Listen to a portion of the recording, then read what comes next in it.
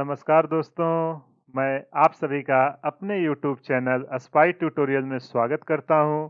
उम्मीद करता हूं आप लोगों की तैयारी बहुत ही अच्छी चल रही होगी। जैसा कि आप लोगों को पता है, अभी जेईई मेन का रिसेंटली पेपर फिनिश हुआ है और मैं इस पूरे सीरीज में जो पेपर में आए हुए हैं, जैसे 27 जैन, 29 जैन, 30 जैन, वो सब का पेपर मैंने डिस्कस कर दिया हुआ और उसमें उतने क्वेश्चन डिस्कस किया हुआ है जितने चैप्टर को मैंने इस चैनल पर कवर किया था।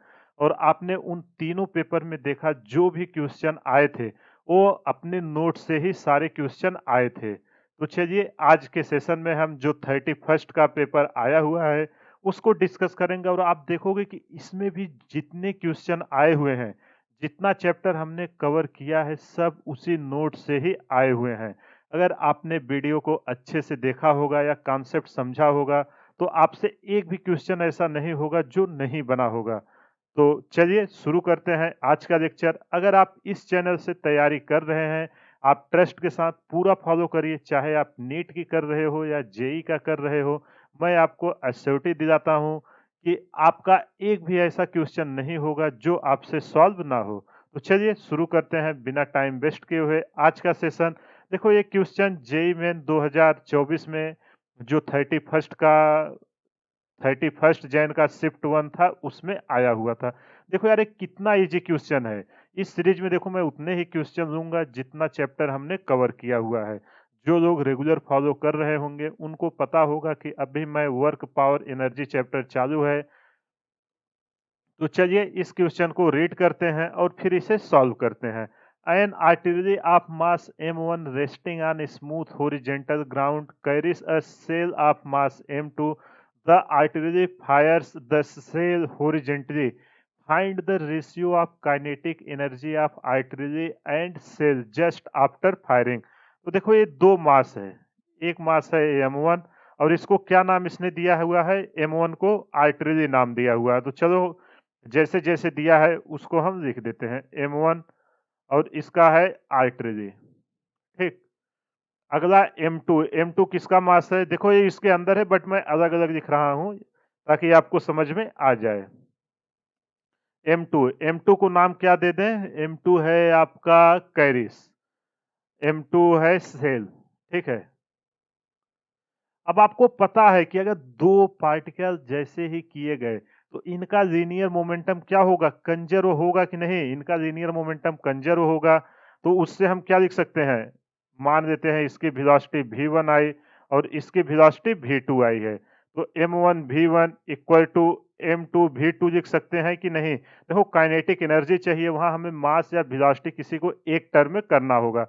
तो हमें सारा ऑप्शन मास में दिया है तो हम वेलोसिटी को मास के टर्म में कन्वर्ट करेंगे। तो यहाँ से हम m1 बाई m2 जब करेंगे तो इधर क्या आ जाएगा v2 और v1 का यहाँ पे आके डिवाइड करेंगे तो v2 बाई v1 हो जाएगा। यहाँ तक कोई प्रॉब्लम नहीं होगा, बस हमने कंजर्वेशन ऑफ लीनियर मोमेंटम लगाया। अब चलिए काइनेटिक एनर्जी लिखते हैं दोनों का। काइनेटिक एनर्जी किसका पहले है, काइनेटिक एनर्जी आर्टरी, इसका रेशियो पूछा है किसके रेस्पेक्ट में, काइनेटिक एनर्जी सेल के। तो जैसा कि आपको पता है काइनेटिक एनर्जी क्या है, हाफ m1 v1 का square divided by half m2 into v2 का स्क्वायर। अब आप ध्यान से देखो, अपने को v1 v2 नहीं चाहिए, उसकी वैल्यू हमने यहाँ पे निकाली हुई है v2 बाई v1। तो यहाँ पे हम क्या लिख सकते हैं, अगर यहाँ पे रखना चाहें, हाफ से हाफ कैंसिल हो जाएगा, बचेगा m1 by m2, v1 by v2, ये क्या आएगा m2 by m1, m2 by m1 और इसका क्या हो जाएगा होल स्क्वायर। तो जब इसका रेशियो निकालेंगे m1 इंटू m2 का square divided by m2 into m1 का स्क्वायर, जब इसको आप और सॉल्व करोगे m2 से m2 कैंसिल हो जाएगा और m1 से m1, तो निकल के आएगा आपका m2 बाई m1। देखो कितना इजीली हमने इस क्वेश्चन को सॉल्व कर दिया। कौन सा ऑप्शन आपका सही हुआ, ऑप्शन नंबर 2। बस आपको पहले वेलोसिटी के एक रिलेशन निकालना था, फिर काइनेटिक एनर्जी में उसको एलिमिनेट करना था और आपका ऑप्शन आ गया। देखो अगर मैं एक क्वेश्चन आपको करा रहा हूं ना तो मेरा एक ही मकसद है कि इसके रिलेटेड अगर फ्यूचर में कभी क्वेश्चन आता है तो आप उसको कर सको। देखो मैं सारे क्वेश्चन में आपको एक एक कॉन्सेप्ट एक्सप्लेन करता हूं। चलो अगला क्वेश्चन करते हैं। देखो ये भी क्वेश्चन अपने नोट से ही आया हुआ है, सिमिलर टाइप का क्वेश्चन मैंने ऑलरेडी कराया हुआ है, जहां पे मैं कॉम्बिनेशन ऑफ एरर जहां पे मैं आपको डायमेंशनल एनालिसिस स्टडी करा रहा था। वहां पे देखा होगा कि इस टाइप के जो डायमेंशन एनालिसिस का प्रॉपर्टीज दिखवाया था, उसी के प्रॉपर्टीज पे एक क्वेश्चन आया हुआ है। और जितना सेशन हमने देखा डायमेंशनल एनालिसिस का, सिमिलर प्रॉपर्टीज पे हर पेपर में एक या दो क्वेश्चन आया हुआ है। तो चलिए इस क्वेश्चन को सॉल्व करते हैं। देखो इसमें कह क्या रहा है, if force F equal to A x square plus B T के power half where x and t represent the position and time respectively, find the dimension of b square by a। तो आपको एक properties याद होगी कि अगर जो f का डायमेंशन होगा, अगर यहाँ पे मैं लिख देता हूं f इक्वल टू क्या है, a X square plus B T के पावर 1/2। तो यहाँ आप ध्यान से देखो, जो डायमेंशन f का होगा वही डायमेंशन आपका ए एक्स का होगा और वही डायमेंशन आपका बी टी का होगा। ये तीनों का डायमेंशन आपको सेम होगा, तभी ये डायमेंशन एनालिसिस का जो लॉ है उसको फॉलो करेगा। वहां पे मैंने तीन प्रॉपर्टीज सिखाई थी, अगर आपको याद होगा, आपने वो सेशन अटेंड किया होगा, तो इस क्वेश्चन को आप इजीली कर लोगे। तो चलो लिखते हैं, dimension of F equal to क्या होगा, तीनों का डायमेंशन बराबर होगा, ए एक्स स्क्वायर और बी टी के पावर हाफ। ये तीनों का डायमेंशन बराबर होगा, किसके कारण, जो हमने लॉ इसका डायमेंशनल एनालिसिस का जो तीन लॉ देखा था वो प्रॉपर्टीज हमने यहाँ पे यूज किया। अगर आपको कुछ भी डाउट है आप जाके वो सेशन अटेंड करिए, सारा डाउट्स आपका क्लियर हो जाएगा। अब देखो सबसे पहले हम किसको लेते हैं, यहाँ पे अगर इसको हम लेंगे तो हमें ए का डायमेंशन पता चल जाएगा। तो पहले हम एफ और ए एक्स स्क्वायर को लेते हैं। तो F equal to A x square, X क्या है आपका पोजीशन है और एफ क्या है आपका फोर्स है। फोर्स का डायमेंशन क्या होता है, M L T minus two. अगर आपको याद नहीं है एम इंटू ए करके निकाल लेना, मास का एम एक्सेलरेशन का L T minus two equal to a, और एक्स क्या है पोजीशन, पोजीशन का फंडामेंटल क्या है लेंथ, तो ए क्या आ जाएगा एल स्क्वायर। यहाँ पे अगर हम ए का डायमेंशन निकालेंगे, एल उधर जाके क्या हो जाएगा, M L T minus two, और एल का यहाँ मल्टीप्लाई है, यहाँ आके क्या हो जाएगा डिवाइड हो जाएगा। यहाँ तक किसी को कुछ भी प्रॉब्लम है तो बोलो। अब देखो ये नीचे प्लस पावर है, ऊपर जाएगा तो क्या हो जाएगा माइनस हो जाएगा। तो डायमेंशन ऑफ ए निकल के आपका आया M L minus one into T minus two. अब ए का डायमेंशन जैसे ही आ गया, अभी देखो बी स्क्वायर बाई ए चाहिए, तो अब हम पहला और तीसरे को लेंगे। नाउ किसका किसका डायमेंशन बराबर करते हैं, force equal to dimension of B into T के पावर 1/2। फोर्स का dimension M L T minus two. देखो कुछ नहीं है यार, केवल इसमें कैलकुलेशन और अरेंज करना है। और टाइम का क्या होता है, टी होता है टी के पावर हाफ। जब यहाँ पे हम बी करेंगे, डायमेंशन हमें बी की चाहिए M L T minus two, और इधर आएगा आपका क्या, टी के power minus half by minus half. अब देखो यहाँ माइनस टू है और ये आपका -1/2 है, तो ये दोनों क्या हो जाएंगे, एलसीएम हम लेंगे। तो dimension of B equal to M L, यही आएगा ना, और टी की पावर कितना आ जाएगा -5/2। एलसीएम लेके हमने अरेंज किया, -5/2। ए हुआ डायमेंशन ऑफ बी। अब पूछ किसका रहा है, बी स्क्वायर बाई ए। तो चलो dimension of b square, dimension of b square by a पूछा है, तो उसको रख देते हैं बी स्क्वायर बाई ए। इसका स्क्वायर कर देते हैं, स्क्वायर मतलब क्या हो जाएगा, सबका पावर 2 हो जाएगा, एम के पावर 2 एल के पावर 2। अब देखो टी के पावर 2 से 2 कैंसिल हो जाएगा, क्या बचेगा, केवल -5 बचेगा। और ए का जब हम रखेंगे, ए का क्या आया था, ऊपर देखो लिखा हुआ है M L minus one T minus to.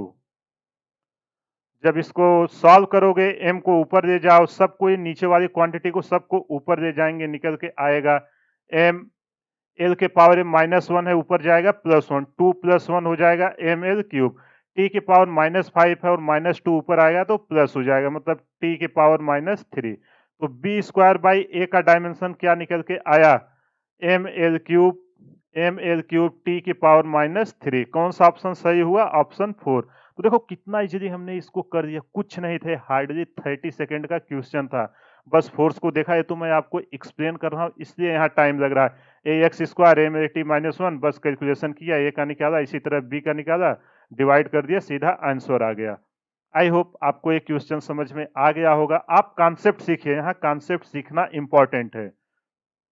चलिए अगला क्वेश्चन करते हैं। ये भी क्वेश्चन देखो अपने नोट से आया, सिमिलर टाइप के मैंने 2 से 3 क्वेश्चन आपको कराया है। जब कॉम्बिनेशन ऑफ एरर का लेक्चर मैंने लिया था, उसमें मैंने इस टाइप के क्वेश्चन कैसे सॉल्व करते हैं और इसके बेस पे क्वेश्चन कराए हुए हैं। तो चलिए इस क्वेश्चन को सॉल्व करते हैं। The percentage error in measurement of length and radius of a cylinder wire is 0.1%। Find percentage error in measured of resistance of wire. Wire का रेजिस्टेंस का फार्मूला क्या होता है, पहले देखो जो जो दिया है उसको लिख लेते हैं। मेजरमेंट ऑफ एरर दिया है परसेंटेज एरर, परसेंटेज एरर को क्या लिखते थे, delta L by L into 100। ये कितना आपको दिया है, 0.1%। इसी तरह आपको अगला क्या दिया है, radius, delta R by R into 100, इसकी वैल्यू कितनी दी हुई है, 0.1%। ये हमको डेटा दिया हुआ। अब हमसे percentage error of resistance wire का पूछ रहा है, तो आर इक्वल टू क्या होता है, रो एल बाई ए। और एरिया इसका क्या होगा, रेडियस के टर्म में सिलेंडर है, सिलेंडर है, इसका क्रॉस सेक्शन एरिया क्या होगा, सिलेंडर का क्रॉस सेक्शन एरिया क्या होता है, जो इसका सिलेंड्रिकल है, पाई आर स्क्वायर, केवल ये वाला पाई आर स्क्वायर है तो इसका वॉल्यूम हो जाएगा, एरिया होगा, सर्कुलर क्रॉस सेक्शन है तो पाई आर स्क्वायर। यहां तक आपको कोई प्रॉब्लम नहीं होगा। तो चलो इसको रखते हैं, rho L pi R square. अब देखो मैंने एक आपको ट्रिक सिखाई थी कि अगर कोई इक्वेशन है और उसके पावर है तो हम उसका परसेंटेज एरर कैसे लिखते हैं। कांस्टेंट टर्म से कोई लेना देना नहीं होता, जहां पे आपका डेंसिटी और पाई एक कांस्टेंट है, इसको हम बाहर कर देंगे। तो delta R by R into 100, और जो भी आपका वेरिएबल है सबको ऐड कर देना है, delta L by L into 100। अब देखो यहाँ पावर 1 था तो यहाँ 1 का मल्टीप्लाई हुआ, प्लस इसी तरह आर के पावर कितना है, आर के पावर 2 है तो मतलब 2 डेल्टा आर बाई आर। बस अब सारा वैल्यू दिया हुआ है, उसको यहाँ पे पुट करते हैं, आंसर निकल आएगा, delta R by R into 100 equal to कितनी वैल्यू दी हुई है, 0.1%। और जब 2 का 0.1 में मल्टीप्लाई कराएंगे तो ये निकल के आएगा 0.2%। जब इसको सॉल्व करेंगे तो फाइनल आंसर निकल के आएगा 0.3%। कौन सा ऑप्शन सही हुआ, 0.3%, ऑप्शन 3 सही हुआ। देखो कितना इजीली हमने इस क्वेश्चन को किया, और सिमिलर टाइप का मैंने 2 से 3 क्वेश्चन कराया हुआ है। अगर आप लोगों ने नोट्स बनाया होगा, आप जाके डायमेंशनल एनालिसिस में, जहां पे यूनिट एंड मेजरमेंट का मैंने लेक्चर का कॉम्बिनेशन ऑफ एरर का एक लेक्चर दिया हुआ है इस नाम से, वहां उस वीडियो में आप चेक करना, सिमिलर क्वेश्चन आपको मिलेंगे। तो आई होप आपको ये क्वेश्चन समझ में आ गया होगा। चलिए अगला क्वेश्चन करते हैं ताकि आपको अंडरस्टैंडिंग और अच्छे से क्लियर हो जाए। देखो यार कितना इजी क्वेश्चन दिया हुआ है। ये क्वेश्चन आपका मोशन इन स्ट्रेट लाइन से दिया हुआ है, बस एक्सेलरेशन, वेलोसिटी और डिस्प्लेसमेंट के रिलेशन को यूज करके इसको अरेंज करना है।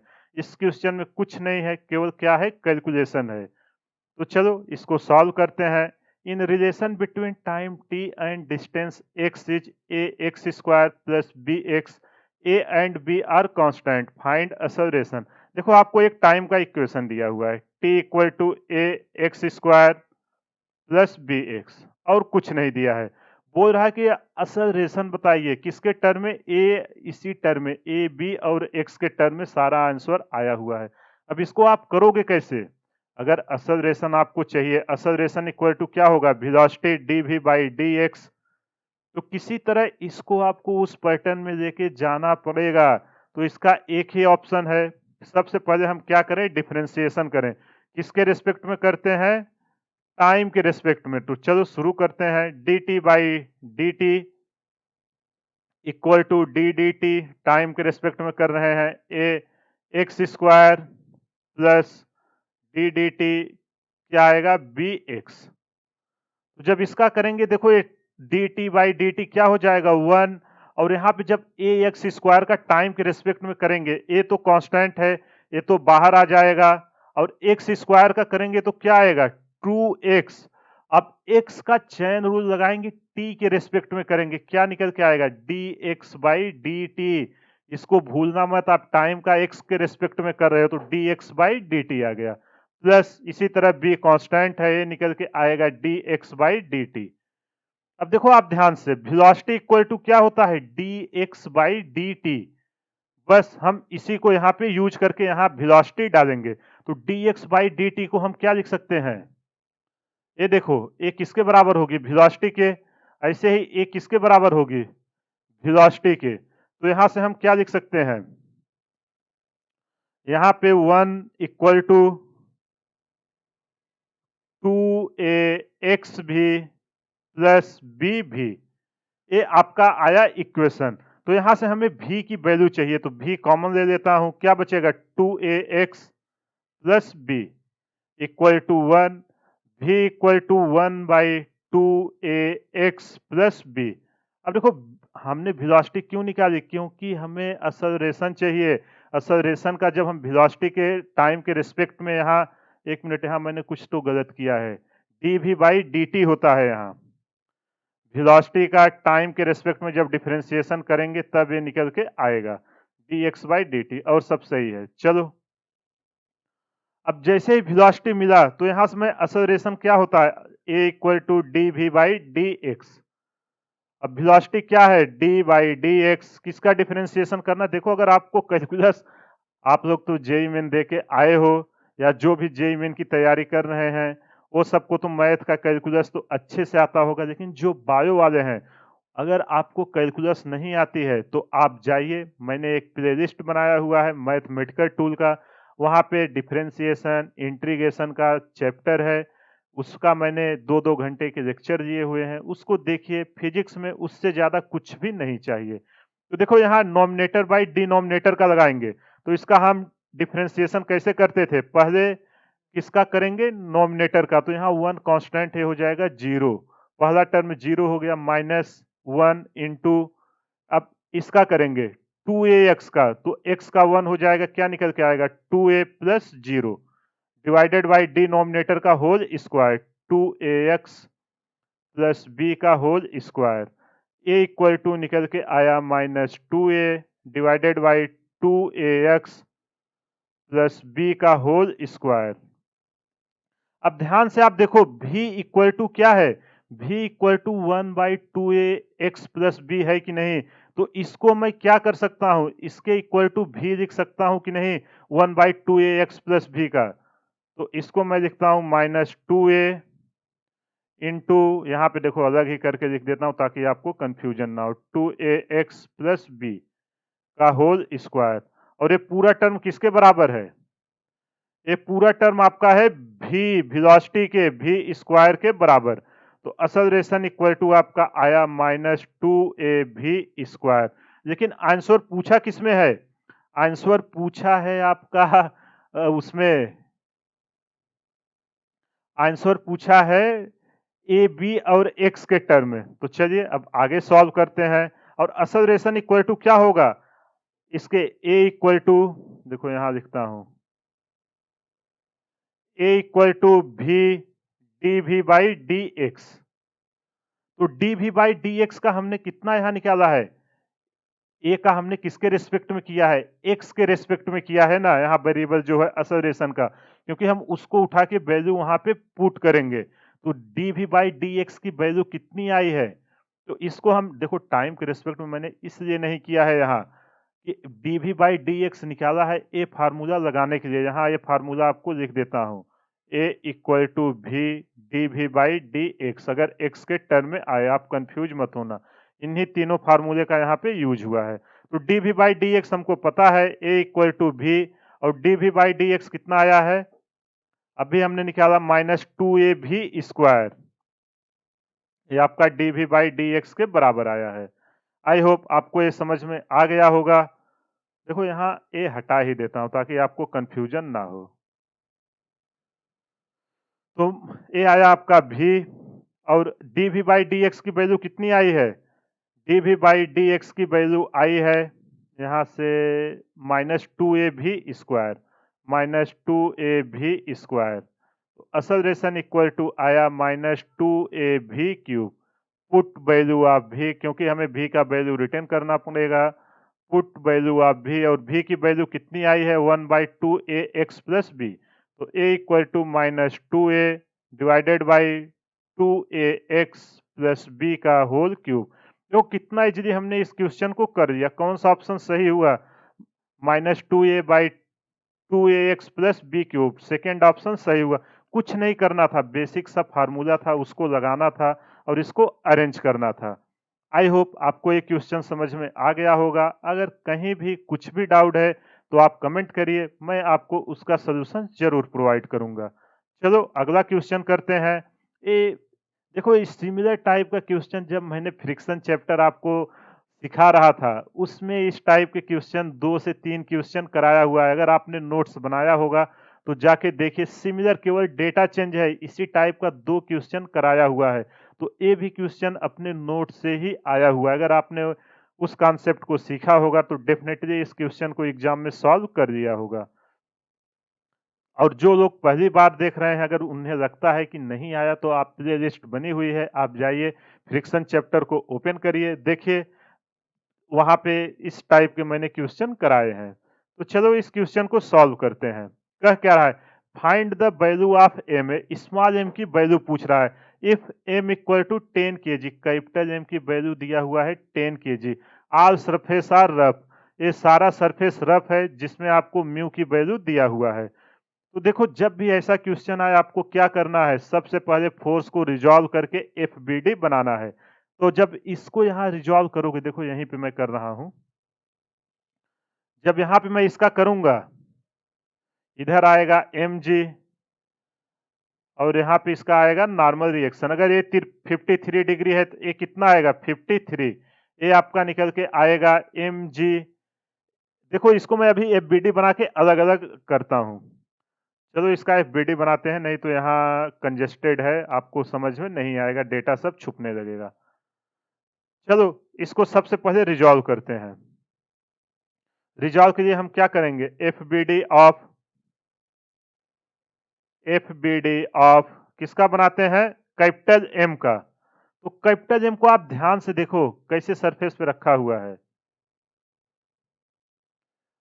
ऐसे ही सरफेस पे है, और यहां से एंगल कितना बन रहा है 53 डिग्री।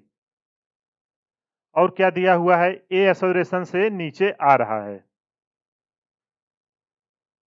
म्यू की वैल्यू दिया हुआ है म्यू इक्वल टू 0.25, और ये आपका ए एक्सेलरेशन से नीचे आ रहा है। एक्सेलरेशन की वैल्यू दिया हुआ है 2 मीटर पर सेकेंड। इसका देखो कुछ नहीं है यार, केवल अरेंज करके आंसर निकालना है, Newton second law of motion.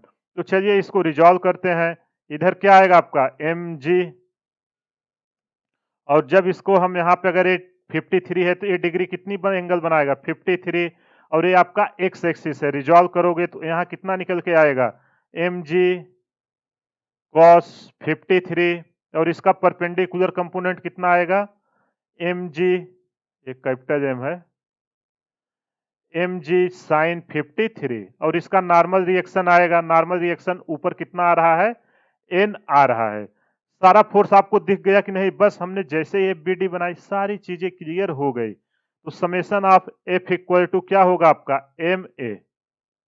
देखो कुछ नहीं किया, यहां मैंने केवल रिजॉल्व किया है। अब अगर ये फ्रिक्शन सरफेस से इस डायरेक्शन में आ रहा है तो इधर आपका क्या आएगा, एक आपका फ्रिक्शन फोर्स आएगा।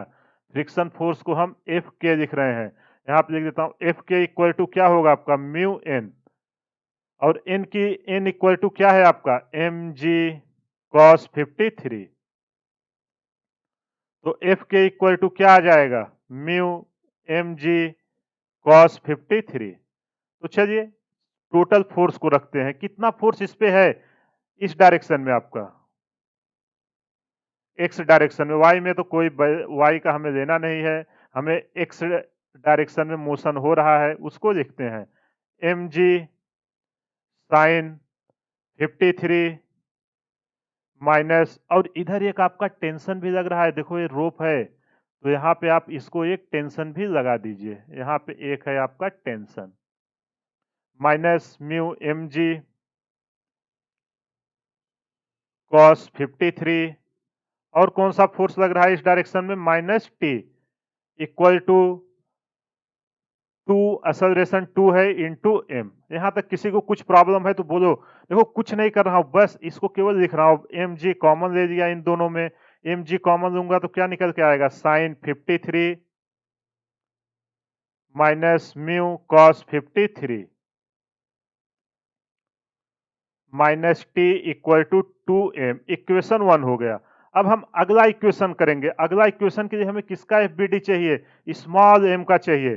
तो चलिए अगली स्लाइड ऐड करते हैं, यहाँ पे FBD free body diagram of किसका मैं बना रहा हूं, स्मॉल एम का।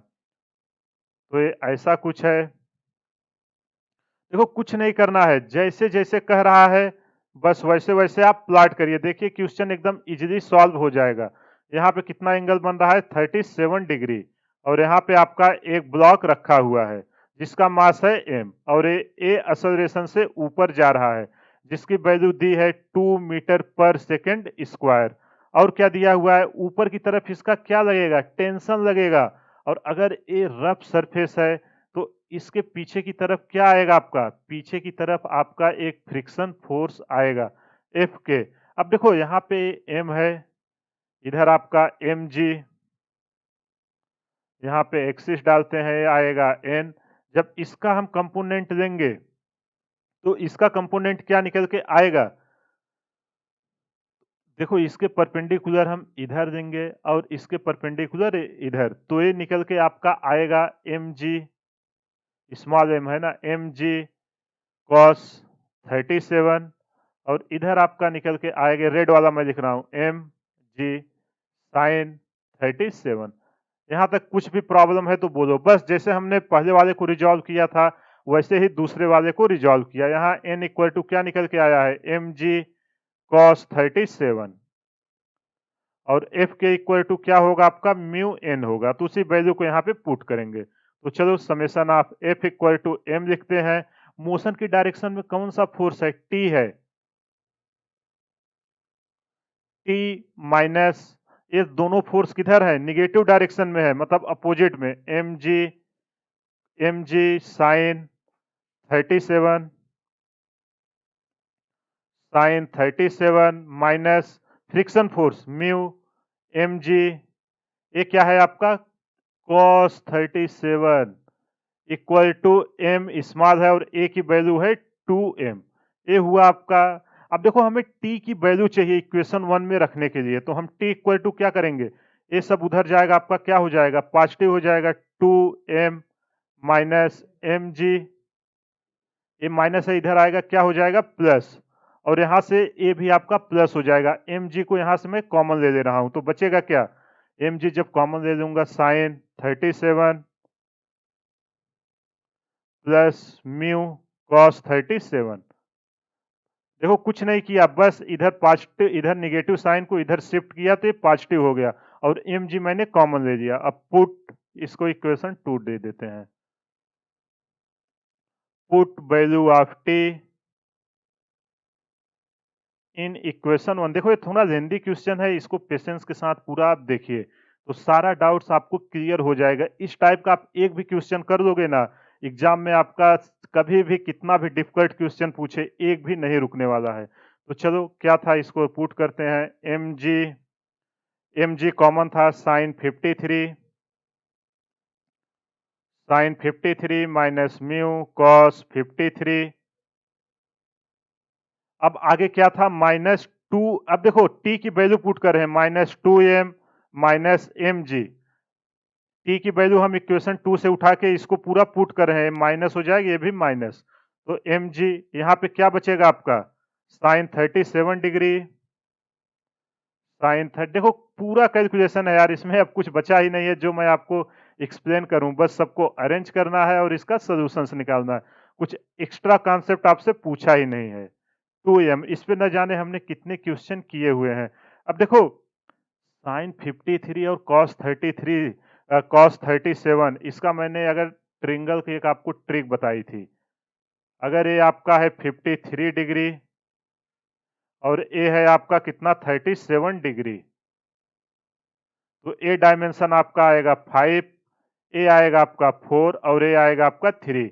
जो भी एंगल पूछे यहां से निकाल के आप उसकी वैल्यू पुट करिए। तो एम की वैल्यू कितना दिया हुआ है आप इस पे देखोगे, एम की वैल्यू दिया है 10 केजी।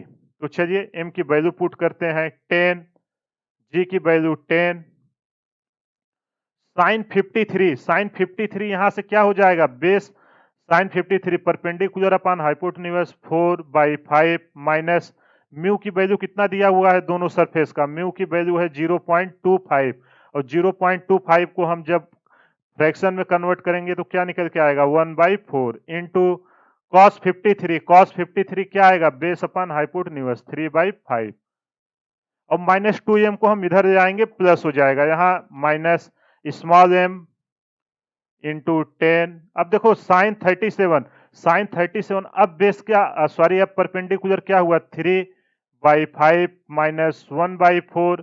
अब कॉस 37 तो बेस हुआ 4 और हाइपोटेन्यूज हुआ 5, 4/5 इधर है आपका 2, m की वैल्यू है 10 और इधर माइनस 2m है, ये निकल के आएगा प्लस 2m।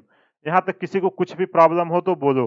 अब देखो जब इसको पूरे को आप सॉल्व करोगे 100 और इसको जब एलसीएम लेके हम बराबर करेंगे निकल के आएगा 80 minus 15 minus 20 equal to 2m plus 8m।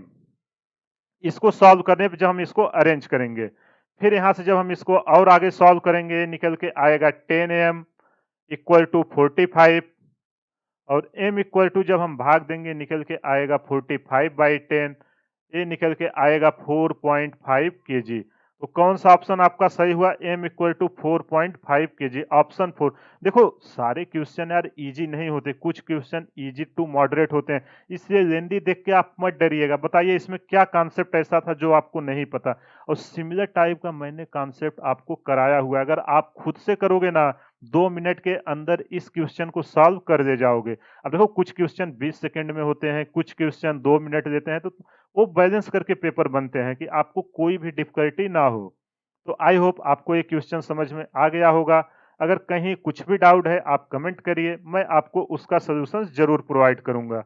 अब चलो देखो यार कितना इजी क्वेश्चन है। इस बार जो डायमेंशनल एनालिसिस की प्रॉपर्टीज है, अगर दो फिजिकल क्वांटिटी का हम एडिशन कर रहे हैं उसको तभी एडिशन करेंगे जब उनके डायमेंशंस बराबर हो। उस प्रॉपर्टीज पे सारे पेपर में एक या दो क्वेश्चन पूछे गए हैं, इसलिए जो नीट की तैयारी कर रहे हैं या जेई का भी जो फेज 2 होगा इस कॉन्सेप्ट को अच्छे से सीख के जाइएगा, नेक्स्ट एग्जाम में फिर यही रिपीट होगा। चलिए इस क्वेश्चन को सॉल्व करते हैं। क्या दिया हुआ, if in the given expression E equal to b minus x square by 80 where E represents energy, E क्या है आपका एनर्जी है, x represents length and t represents time, then find dimension of A by B। E equal to आपको दिया है b minus x square divided by 80। अब इसको मैं अलग अलग कर देता हूँ, डिनोमिनेटर को डिवाइड कर देता हूँ, b by 80 minus x square by 80। अब सबसे पहले डायमेंशन में यहाँ एनर्जी का डायमेंशन लिखता हूं। एनर्जी इक्वल टू क्या होता है आपका फोर्स, फोर्स इनटू डिस्प्लेसमेंट होता है ना। फोर्स का डायमेंशन क्या होगा M L T minus 1 into S का क्या होगा एल, यही होगा ना। जब इसको और सॉल्व करेंगे तो निकल के आए, क्या निकल के आएगा, ये टी माइनस 2 होता है ना एक्सेलरेशन, टी माइनस 2 और ए एल, जब इसको और सॉल्व करेंगे निकल के आएगा M L square T minus 2। ये किसका डायमेंशन हुआ, एनर्जी का, चाहे काइनेटिक पोटेंशियल कुछ भी एनर्जी पूछे। और एक्स किसको रिप्रेजेंट कर रहा है, एक्स आपका पोजीशन को रिप्रेजेंट कर रहा है, तो मतलब इसका डायमेंशन एल होगा। इसी तरह टी किसको रिप्रेजेंट कर रहा है? टी आपका टाइम को रिप्रेजेंट कर रहा है, इसका डायमेंशन कैपिटल टी होगा। आपसे पूछा क्या है? ए बाई बी का, तो आप ध्यान से देखो जो डायमेंशन ई का होगा, यहां लिखता हूं, डायमेंशन ऑफ ई बराबर डायमेंशन ऑफ किसका किसका डायमेंशन बराबर होगा? B by A T. देखो भले कोई भी साइन हो प्लस या माइनस हो, लेकिन डायमेंशन बराबर होंगे तभी उसको हम ऐड या सब्ट्रैक्ट कर पाते हैं, उसकी प्रॉपर्टीज थी। X square by A T. अब देखो अपने को बी बाई ए चाहिए, तो हमें फर्स्ट ए दो को लेते हैं, डायमेंशन ऑफ ई बराबर dimension of b by A t. E की डायमेंशंस क्या है? M L square T minus two equal to b by a, और टी का डायमेंशंस क्या आएगा? 1 बाई टी। अब इधर लाके हम टी का यहाँ पे क्या कराते हैं? मल्टीप्लाई कराते हैं, 1 बाई टी है, तो ये निकल के आएगा आपका B by A equal to M L square T के पावर माइनस टू, और ये है +1 हो जाएगा। जब इसको और सॉल्व करेंगे निकल के आएगा एम एल स्क्वायर टी के पावर -1। अब अपने को ए बाई बी पूछ रहा है, तो चलो ए बाई बी यहां से निकालते हैं। ए बाई बी के लिए क्या हो जाएगा? सब उल्टा हो जाएगा, 1/m एल स्क्वायर टी -1। लेकिन इसको जब हम ऊपर ले जाएंगे तो आएगा m के पावर -1, l के पावर -2 और t के पावर 1। देखो कितना इजी, अगर आपको ये पता होगा आप हार्डली इसको 30 सेकेंड में इस क्वेश्चन को कर लोगे।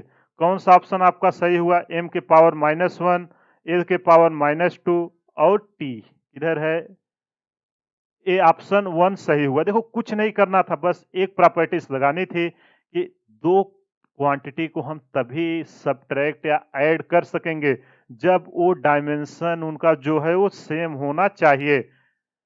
आई होप आपको ये समझ में आ गया होगा। अगर कहीं भी कुछ भी प्रॉब्लम है तो आप कमेंट करिए, मैं आपको उसका सलूशन जरूर प्रोवाइड करूंगा। और पूरा वीडियो देखने के लिए हमारे चैनल को सब्सक्राइब करिए। एक बार जाकर डायमेंशनल एनालिसिस का मैंने प्लेलिस्ट बनाया हुआ है, आप देखिए, इस टाइप के सारे कॉन्सेप्ट को मैंने एक्सप्लेन किया हुआ है। चलिए अगला क्वेश्चन शुरू करते हैं।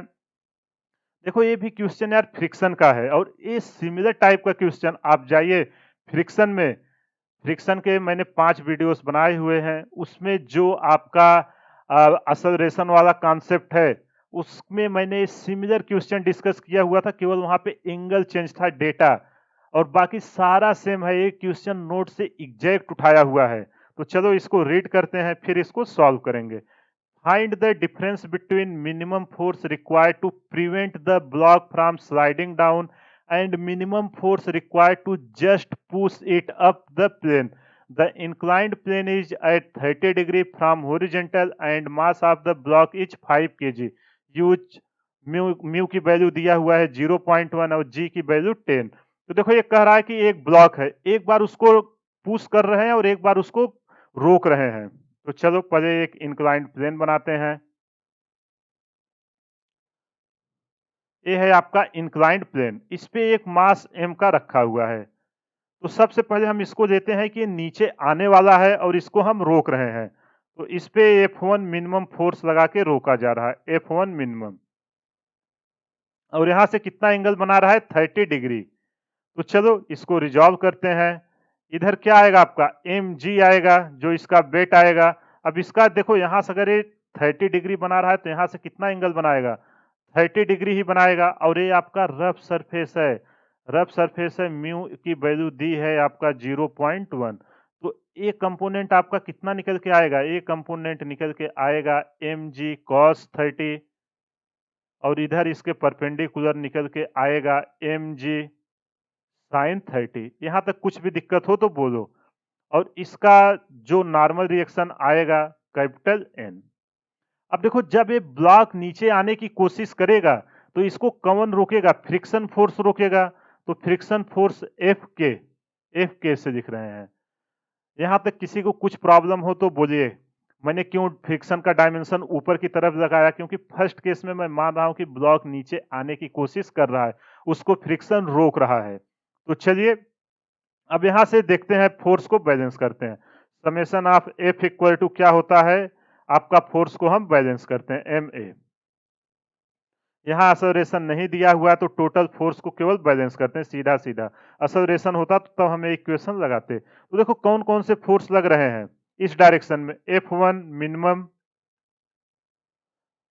प्लस एफ के क्या है आपका फ्रिक्शन फोर्स है, एफ के मिनिमम, इसकी अभी वैल्यू पुट करेंगे। और इसको बैलेंस कौन कर रहा है आपका एम जी साइन थीटा। देखो दोनों में 30 डिग्री है, एक साथ है, सब वैल्यू पुट करेंगे। तो यहां से F1 और काइनेटिक का क्या वैल्यू आएगा, F1 minimum plus kinetic friction force का क्या आएगा mu M G, mu N होता है ना, एन की वैल्यू एम जी कॉस 30 हो जाएगी, मतलब mu M G cos theta equal to M ji sine theta. तो यहाँ से जब हम F1 मिनिमम निकालेंगे तो दोनों का हमने से डिफरेंस पूछा है, तो F1 मिनिमम हमने निकाल लिया। F1 मिनिमम निकल के आया एम जी साइन थीटा, माइनस से प्लस है उधर जाएगा, क्या हो जाएगा minus mu M G cos theta. ये हुआ इक्वेशन नंबर 1। अब चलो अगला केस बनाते हैं, अगले में उसको हम पुश करेंगे। तो चलो सेम वही देते हैं, एक इंक्लाइंड प्लेन है, कितने डिग्री पे है 30 डिग्री पे, इस पे एक ब्लॉक रखा हुआ है, मान लेते हैं कितना मास है m है, ठीक है। अब इस पे देखो, अभी ये F2 इसको क्या करेगा, अब जो F2 लग रहा है ये इसको ऊपर ले जा रहा है, F2 इस डायरेक्शन में, अभी F2 इसको इस डायरेक्शन में ले जा रहा है, मिनिमम फोर्स चाहिए रोकने के लिए। जब यहाँ पे आपने जब करोगे mg आएगा, ये है आपका 30 डिग्री, इधर निकल के आएगा, देखो इतना यार रिजॉल्व किया है, सब तो आपको आइडिया आ ही गया होगा, cos 30 और इस डायरेक्शन में इसका कंपोनेंट आएगा एम जी साइन 30। यहाँ तक कुछ दिक्कत हो तो बोलो। अब इसका फ्रिक्शन फोर्स किधर लगेगा, अगर ये इस डायरेक्शन में मोशन कर रहा है तो फ्रिक्शन फोर्स भी इसका इसी डायरेक्शन में आएगा एफ के। तो चलो फोर्स को बैलेंस करते हैं, जब फोर्स को बैलेंस करेंगे तो F2 मिनिमम, F2 मिनिमम इसको कौन कौन बैलेंस कर रहा है, एक तो आपका एम जी साइन 30 बैलेंस कर रहा है, और दूसरा क्या है आपका फ्रिक्शन फोर्स, फ्रिक्शन फोर्स की वैल्यू है म्यू एम जी कॉस 30। चलो अभी मैंने थीटा डाला है तो यहाँ भी थीटा ही डालते हैं, एक साथ कैलकुलेशन में वैल्यू पुट करेंगे। देखो वैल्यू एक साथ डालना, बहुत सारी वैल्यू आपकी कैंसिल हो जाएगी और आपका कैलकुलेशन बच जाएगा। अब क्या क्या आपने से पूछा है, F2 मिनिमम, ये है आपका equation 2, F2 minimum minus F1 minimum. तो देखो जब F2 में से F1 घटाओगे तो यहां से mg साइन थीटा और mg साइन थीटा क्या होगा आपका कट जाएगा, कटेगा कि नहीं, दोनों आपका कट जाएगा, mu M mu M G cos theta plus sine theta. जब इसको हम घटाएंगे तो हमारे पास क्या बचेगा, यहाँ पे देखो एक मिनट, यहाँ पे कुछ तो मिस्टेक्स हुई है, आई होप आपको ये समझ में आ गया होगा। एफ मिनिमम एफ, जब F2 माइनस F1 करेंगे, हाँ जब F2 माइनस F1 करेंगे माइनस होगा और ये प्लस हो जाएगा, तो यहाँ पे आपका बचेगा 2 म्यू, क्या बचेगा 2 mu M G cos theta. देखो F1 आपका पूरा निगेटिव हो जाएगा, ये माइनस हो जाएगा, ये प्लस हो जाएगा, तो minus M G sine theta, यहाँ प्लस एम जी साइन थीटा, पहला term cancel, plus mu M G cos theta, वहां माइनस है तो प्लस हो जाएगा। अब हम सबकी वैल्यू पुट कर देते हैं, 2 म्यू की वैल्यू कितना दिया हुआ है, म्यू की वैल्यू दिया हुआ है 0.1, 0.1, इसी तरह मास है 5, जी की वैल्यू है 10 और कॉस थीटा की वैल्यू कितनी है, थीटा की वैल्यू है 30 डिग्री। जब इन सबको हम पुट करके सॉल्व करेंगे ये निकल के आएगा 5√3 न्यूटन। देखो दोनों का डिफरेंस कितना निकल के आया, 5√3 न्यूटन। इस सिमिलर टाइप का क्वेश्चन जब मैं आपको एनालिसिस करवा रहा था इस चैप्टर फ्रिक्शन का, उसमें मैंने कराया हुआ है। अगर आपको पूरा वीडियो देखना है, आप फ्रिक्शन का प्लेलिस्ट बनाया हुआ है, जाके वहां पे देखिए, सारे कॉन्सेप्ट आपका बेसिक से क्लियर हो जाएगा। आई होप आपको ये क्वेश्चन समझ में आ गया होगा। चलो अगला क्वेश्चन देखते हैं। देखो ये भी क्वेश्चन अपने नोट से ही आया हुआ है, क्वेश्चन नंबर 8। देखो कितना इजी क्वेश्चन है, जो मैंने वेक्टर का चैप्टर लिया हुआ था सेम ये तो उठ के आया हुआ है, वो सेम टू सेम। अगर आपको याद होगा आप बिना देखते ही तुरंत इसको टिक कर दोगे answer 2a cos theta by 2। लेकिन मैं इसको आपको फिर से प्रूफ के साथ पूरा दिखाता हूँ। देखो यार क्वेश्चन अगर आपने सारा अच्छे से फॉलो किया होगा ना लेक्चर, एक भी ऐसा क्वेश्चन नहीं होगा जो आपको ऐसा लगेगा कि कोई नया क्वेश्चन आया है। उसके बाहर क्वेश्चन आ ही नहीं सकता, क्योंकि मैं 4 से 5 बुक का रेफरेंस लेके तब वो कंटेंट डिलीवर करता हूँ। तो कोई पॉसिबिलिटी मैं लीव ही नहीं करता कि जिससे क्वेश्चन आपसे एग्जाम में ना बने। तो चलो इस क्वेश्चन को सॉल्व करते हैं।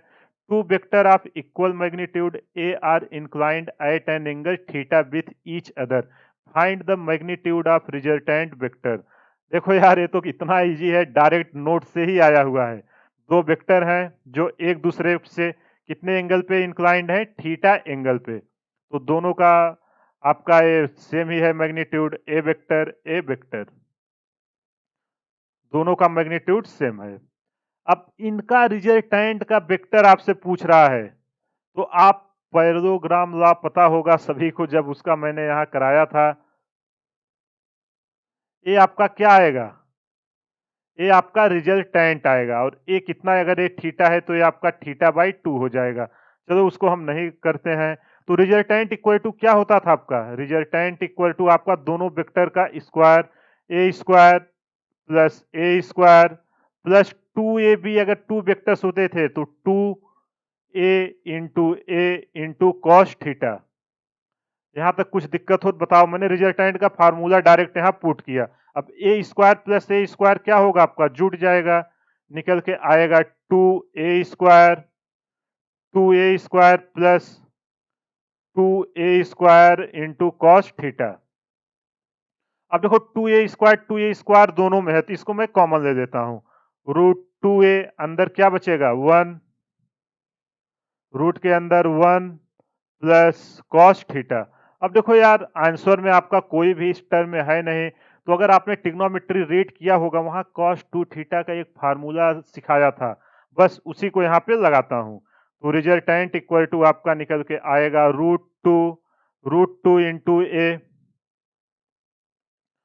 अब 1 और कॉस थीटा को हम क्या लिख सकते हैं, 1, यहाँ क्या है आपका प्लस है ना, 1 plus cos theta, 1 plus 2 cos square theta by 2 minus 1। यहाँ पे आपका 1 से 1 कैंसिल हो जाएगा, रूट 2a। और इधर क्या आपका बचेगा, फिर से रूट 2 और कॉस स्क्वायर थीटा बाई 2 जब बाहर आएगा तो क्या बन के आएगा, cos theta by 2। Root two कितना हो जाएगा, 2a कॉस थीटा बाई 2। देखो कितना इजीली हमने इस क्वेश्चन को कर दिया, कुछ इसमें था ही नहीं। बताइए इससे इजी क्वेश्चन जेई क्या देगा, अगर आपने सिंपल सा रिजल्टेंट का फार्मूला आपको पता होगा, अरेंज करके पूरा का पूरा नंबर आपको मिल जाएगा। और ये मैंने आपको प्रूफ करके भी नोट्स अगर आपने बनाया होगा वेक्टर के चैप्टर में, वहां पे मैंने इसको डिटेल में डिस्कस किया हुआ है। आई होप आपको ये क्वेश्चन समझ में आ गया होगा। चलिए अगला क्वेश्चन करते हैं। देखो ये भी क्वेश्चन कितना इजी, आपने देखा ना, 2 शिफ्ट में पेपर हुए हैं, अप्रॉक्स 58 टू 59 क्वेश्चन पूछे गए हैं, और जो हमने अभी वर्क पावर एनर्जी तक कंप्लीट किया हुआ है उसी में से हर, अगर आपने उतना भी देखा होगा ना, तो 10 क्वेश्चन तो आप कर ही दे रहे हो, मतलब 10% तो आप अप्रॉक्स कर ही दे रहे हो। और स्टूडेंट लोग बोलते हैं फिजिक्स बहुत ही डिफिकल्ट होती है। बताओ अगर आप, कितना इजी है, इससे इजी कोई क्वेश्चन पूछ सकता है क्या। तो मेन आपकी तैयारी अच्छे से रखिए, क्वेश्चन प्रैक्टिस करिए, जो कंटेंट मैं प्रोवाइड कर रहा हूं उसको आप फॉलो करिए। मैं आपको गारंटी दे रहा हूं आपका एग्जाम में एक सिंगल भी क्वेश्चन नहीं रुकेगा। चलो इस क्वेश्चन को सॉल्व करते हैं। Length of a pendulum is 20 centimetre and error in its measurement is 2 mm if it completes 50 oscillation in 40 seconds and time was measured by a watch of resolution 1 second. Find percentage error in calculation of acceleration due to gravity. देखो same type का question आप जाइए unit and measurement के chapter में, जहां पे मैंने error का चैप्टर आपको एनालिसिस करवाया हुआ है, सिमिलर टाइप के 2 से 3 क्वेश्चन मैंने कराया हुआ है। सेम क्वेश्चन रिपीट होके आया हुआ है, केवल डेटा चेंज है। तो चलिए इसको सॉल्व करते हैं। देखो अगर आप वीडियो को देख रहे हो पेशेंस के साथ देखिए, फ्यूचर में आप एग्जाम दोगे ना, भले डेटा चेंज हो, कॉन्सेप्ट आपका सेम रहने वाला है। ये मत सोचना कि एक बार आ गया अब नहीं आएगा।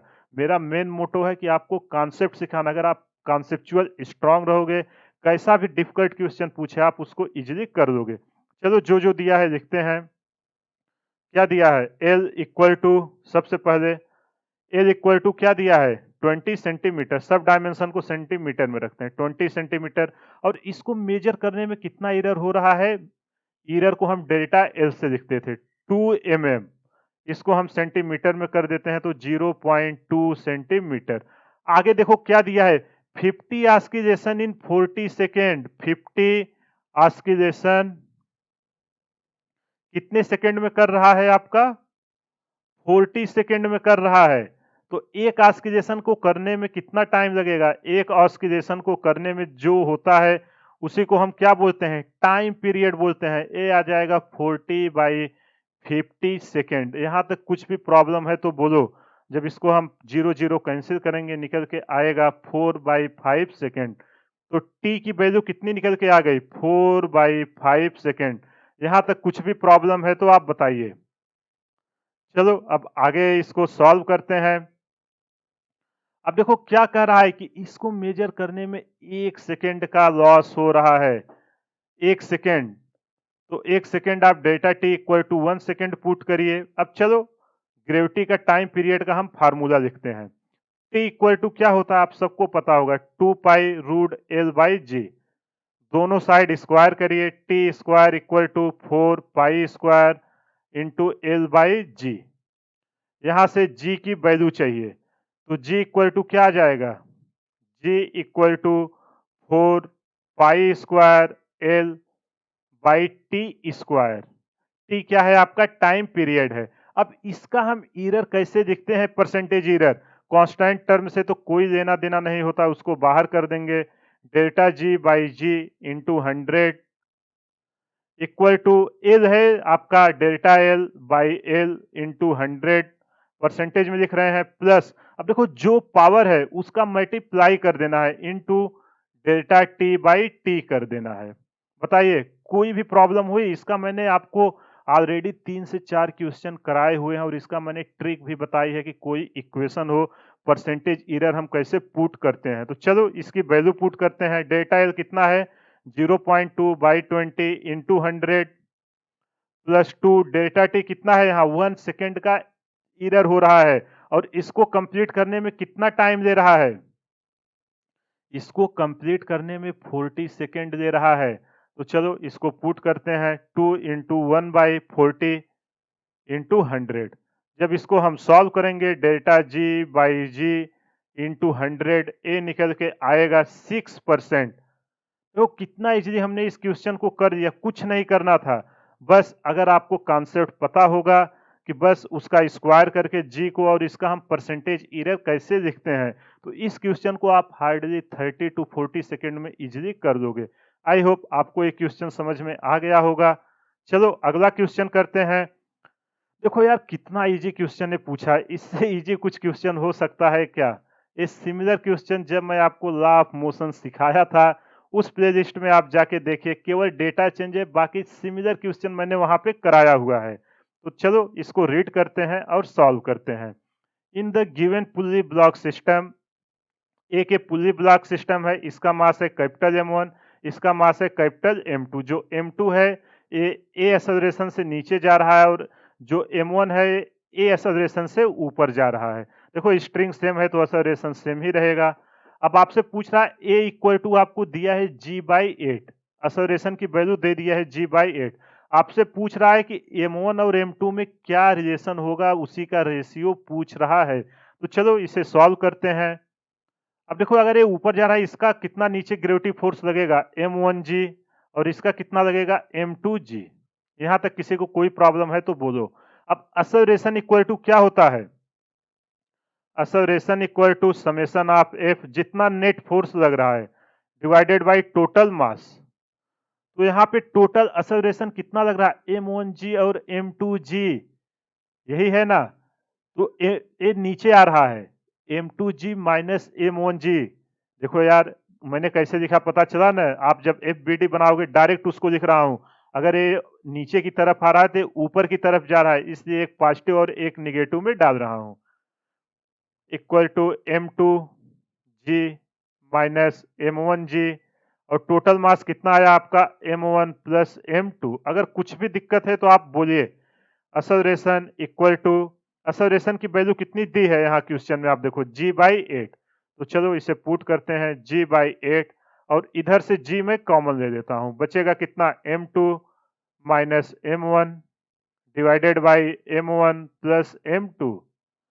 g से g कैंसिल हो गया, अब बचा कितना 1/8, इसका मल्टीप्लाई कराते हैं 8 m2 minus 8 m1 equal to m1 plus m2। इसको और अरेंज करते हैं, m1 को एक साइड करते हैं और m2 को एक साइड करते हैं। तो देखो ये माइनस 8m1 है, इधर आएगा तो आपका क्या हो जाएगा 8m2, और ये हो जाएगा minus m2, 7m2 equal to 9m1।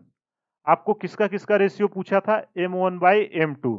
तो चलिए m1/m2 कितना निकल के आएगा 9, m1/m2 7/9।